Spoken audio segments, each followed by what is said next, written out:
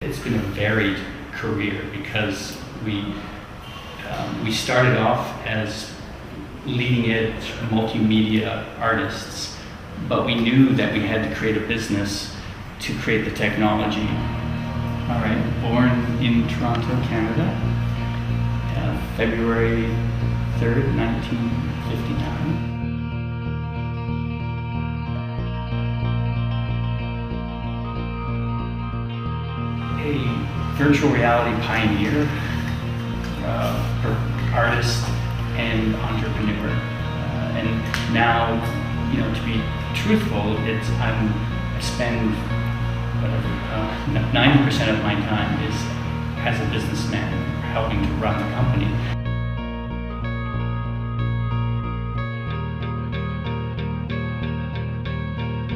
Jaron was a very creative person as well, and in fact he was a musician as well and plays a lot of instruments quite well, and he eventually created some 3D virtual worlds that he could play music using his data glove.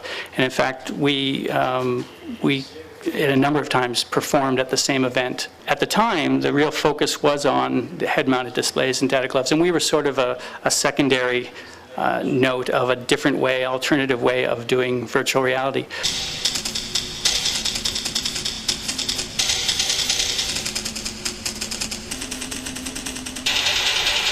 A lot of the audience wouldn't actually get that I was really triggering things. So they thought I was just like being very good at choreographing myself to arrive at the same time that things would actually burst or move or sound happen.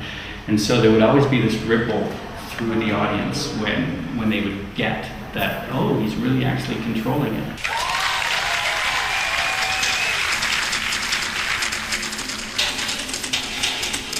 I think we were very lucky.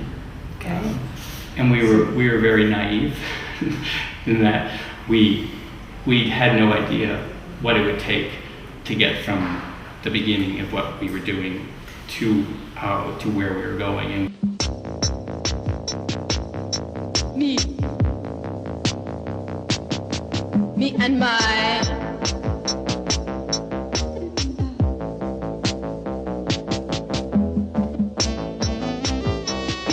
rhythm box.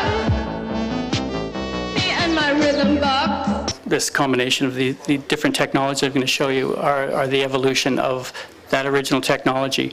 What was called the Mandela system. It was a very enjoyable time. It was a very fun time. It was the beginning of multimedia. It was very experimental, and everything seemed new. Now there's so many opportunities to do so many different things in so many different ways.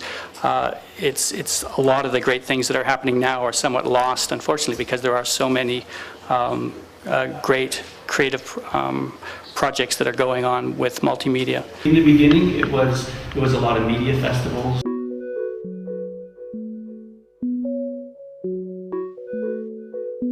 Museums, location-based entertainment facilities, and they'd always want this interactive technology.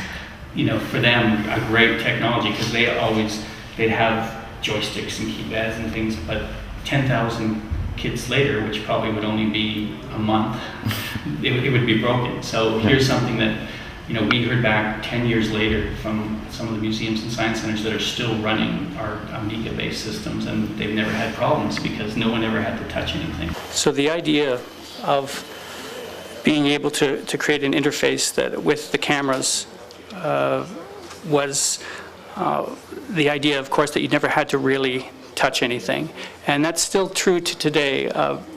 Everything that we create allows you to do your interactivity without touching, and that's one of the powers of video cameras. Is the prominent use of it was these engaging interactive experiences that were very much game-like.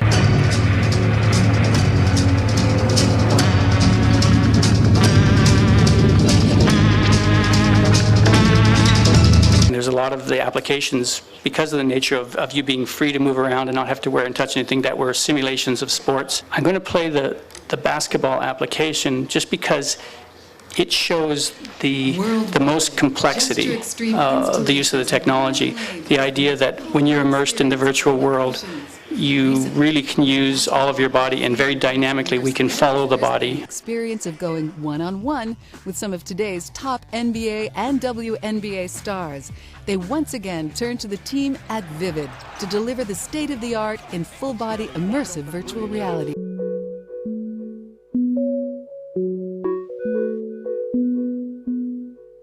Over the years, the simple initial technology where we just knew that you were touching something and we could get the speed and the angle eventually became a video biometric, an analysis of the human body. So it's not just how I'm moving this way, it's every aspect of my 3D bitmap.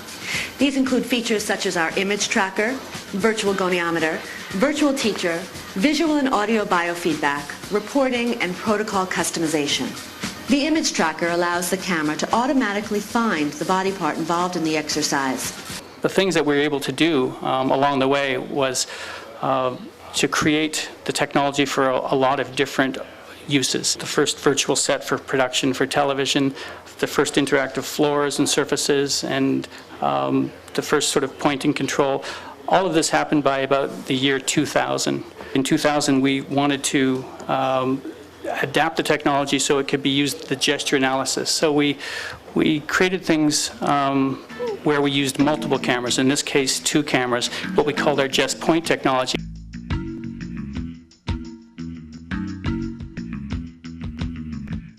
That same technology has been put into kiosks to use in that way. And the same sort of interactivity where you can come up and interact on top of the surface evolved into what is our multi-touch tables. Nowadays, our biggest market is both the retail and the digital signage markets. As screens in public spaces get larger and are more like billboards. Less expensive projectors and plasmas, and so the types of public installations, much like Minority Report, the movie, where you see large screens everywhere.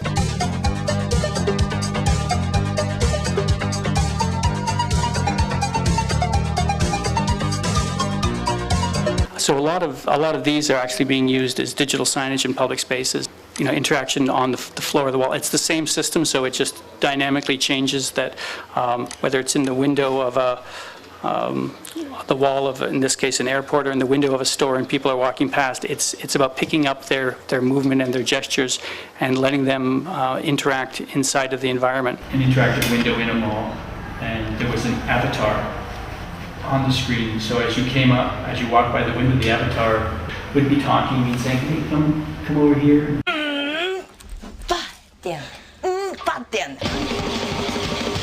When we look at cell phones, we realized that there was an opportunity to use the cameras on cell phones and interact. It's much more natural just to be gesturing.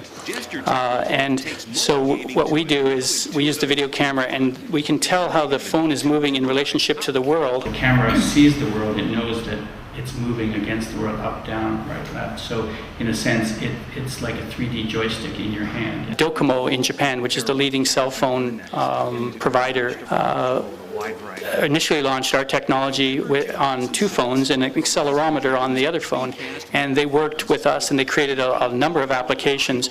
Now there's well over 100 games and applications, and everything that an accelerometer can do, it turned out that the camera could do. The Wii has been very good for us in that it's stimulated people to think about gestures. It's a very popular technology, and a lot of the computer designers and manufacturers of entertainment devices are now looking at what's the next step to do that sort of gestural control, and we're very lucky to have had this wonderful journey with our technology and be positioned to deliver these sophisticated technologies and be able to do it on phones and be able to use the depth cameras to actually do all that sort of control and analysis of gestures without having to have people once again wear, hold, or touch anything, which is sort of our dream and ideal of the way people interface with computers.